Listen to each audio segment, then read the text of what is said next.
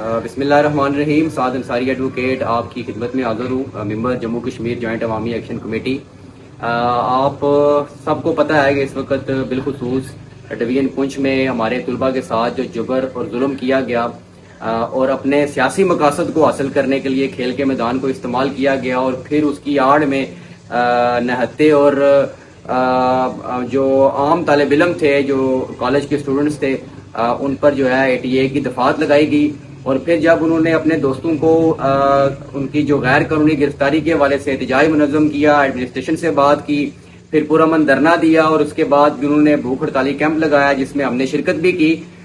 تو حکومت اور انتظامیہ نے بالکل اس پر ہوش کے ناخن نہیں لیے. اور بلکہ ستم ظریفی یہ ہے کہ ان جو بھوک ہڑتالی جو طلباء تھے ان کو جو ہے وہ اس حالت غیر میں جو ہے وہ تشدد کر کے جو ہے وہ پابند سلاسل کیا گیا. تو اس وقت جموں کشمیر جوائنٹ عوامی ایکشن کمیٹی کی جو پوری کور کمیٹی ہے, جو 31 رکنی کور کمیٹی ہے, وہ بالکل مشاورت کر رہی ہے. اب میری اہلیان میرپور سے, اہلیان کھڑی سے, منگلا سے لے کے خلق آباد تک جہاں جہاں بھی ایکشن کمیٹیز کے ذمہ داران ہیں, ذیلی ایکشن کمیٹیز اور دیگر انجمن تاجران, ٹرانسپورٹرز اور اس شہر کی تمام وہ فورمز جو ریاست کے لوگوں کے, یہاں کے لوگوں کی جو عوامی بنیادی حقوق پر جو ہے وہ شہری آزادیوں پر جو ہے وہ یقین رکھتے ہیں. اب میری تمام دیکھنے اور سننے والوں سے اپیل ہوگی کہ آپ الرٹ رہیں, اور کسی بھی وقت جموں کشمیر جوائنٹ عوامی ایکشن کمیٹی ریاست گیر کال دے سکتی ہے اور ہمیں نکلنا پڑے گا. اور حکمرانوں کو ہم یہ بڑا واضح طور پر یہ پیغام دیتا ہوں آج کے اس ویڈیو پیغام سے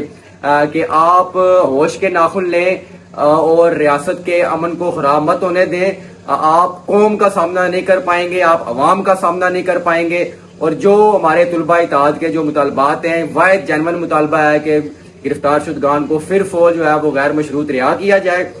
تو میں اپنے جو ڈویژن پنچ اور بالخصوص ضلع پنچ کی جو ہماری کور کمیٹی کے ممبران ہیں اور اہلیان پنچ کو جس جدہ دلیری سے انہوں نے زبردست احتجاج ریکارڈ کروایا اور اب وہ بڑھ رہے ہیں آگے, جیل برو تحریک کا انہوں نے اعلان کیا,